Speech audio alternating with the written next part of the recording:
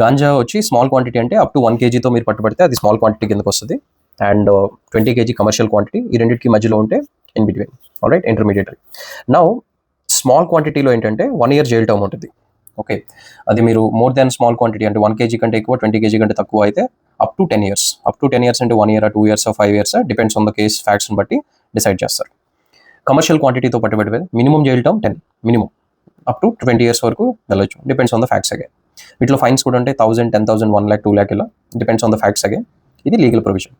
Immunity వస్తుందని అడుగుతున్నారు కొంతమంది. ఎస్, మీరు ఒక అడిక్ట్గా ప్లీడ్ అయితే కోర్టు ముందు మీకు రీహాబిలిటేషన్ సెంటర్ పంపిస్తారు. గవర్నమెంట్ ఇది, లేదా గవర్నమెంట్ రికగ్నైజ్డ్ ప్రైవేట్ ఉంటే వాటికి కూడా వెళ్ళొచ్చు.